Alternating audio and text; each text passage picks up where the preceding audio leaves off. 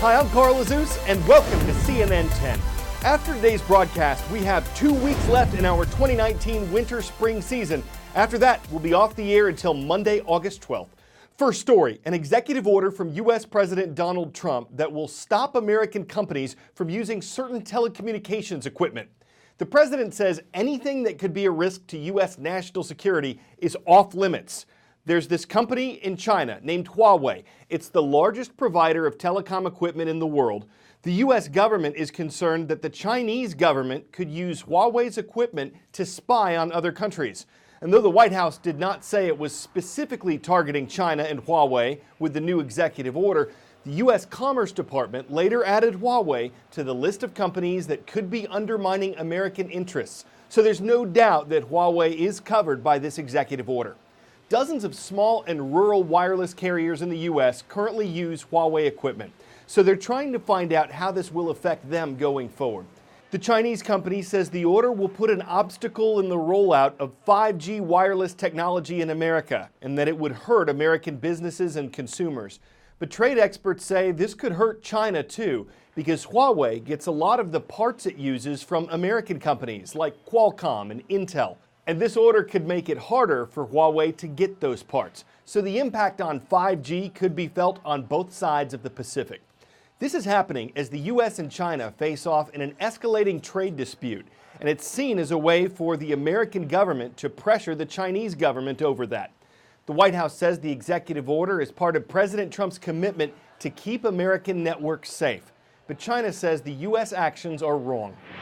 A counterattack from Chinese tech giant Huawei. Its billionaire founder and CEO Ren Zhengfei sat down with CNN for a rare interview with a clear message. Huawei is not the national security threat the Trump administration says it is. His tactics are wrong. If he intimidates a country today, threatens a company tomorrow, or wantonly arrests someone, then no one would dare invest in the U.S. Huawei, China's largest telecom company, is facing an all-out assault by the U.S. and in Europe. Federal prosecutors have accused it of stealing trade secrets from T-Mobile and violating sanctions on Iran, which all led to the arrest of Ren's daughter, Huawei CFO Meng Wanzhou, in Canada. But chief among U.S. concerns that Beijing could use Huawei to harm U.S. national and economic security. The prosperity that drives our economic security is inherently linked to our national security.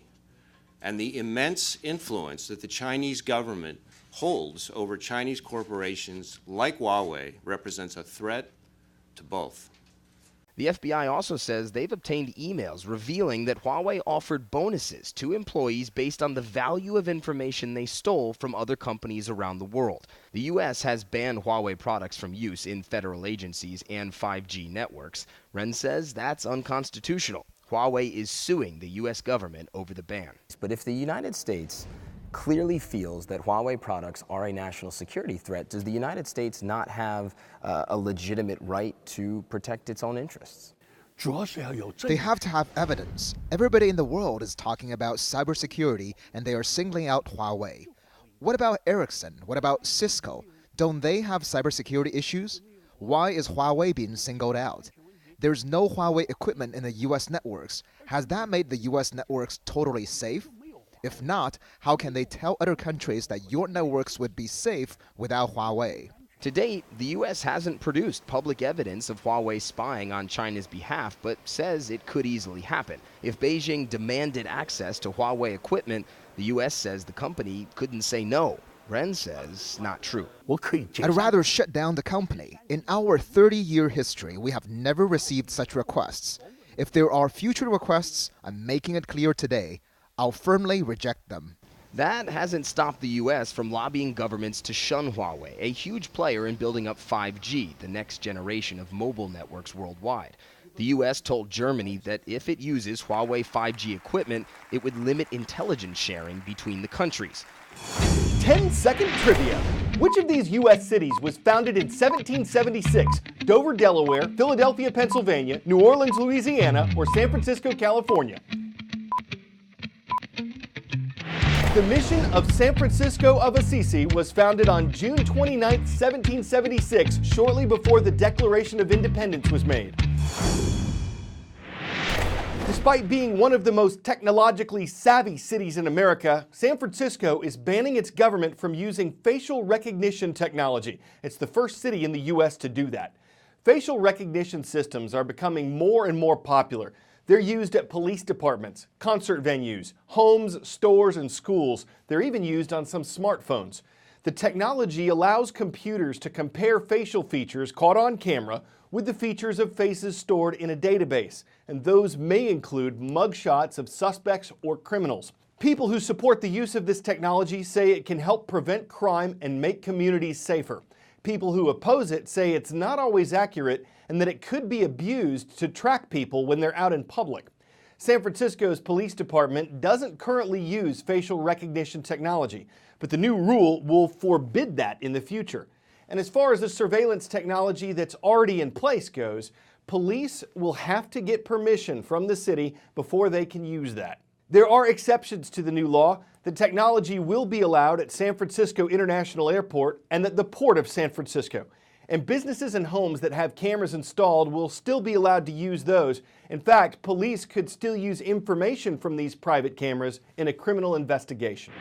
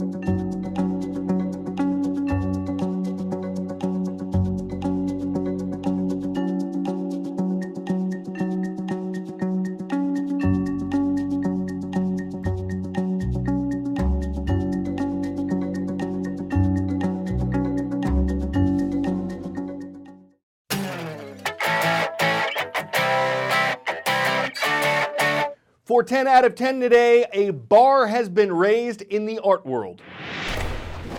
You have it, sir. $80 million. That's 80 with a zero, and it works out to more than $91 million once you add the fees. That is the most money that a living artist's work has ever sold for at an auction. And this is the work, a stainless steel bunny inspired by a balloon toy. There were actually a few of these made. This was the last one that was held privately. The others are in museums. The name of Jeff Koons' sculpture? Rabbit. And that's not bunny money, it's a sum with more merit. And you'd think that for that fee, it would be 24 karat. It doesn't eat, it doesn't hop, its ears ain't soft, and they ain't floppy. And it has no cottontail or coat or triplet sister Mopsy. Even certain multi-billionaires would hop away and never drop the price of a new island on a metal Hassan Pfeffer. But if you dare care for hair enough to spend like that, must be magic, pulling money like a rabbit from a hat. I'm Carlos Zeus for CNN 10, and Fridays are awesome.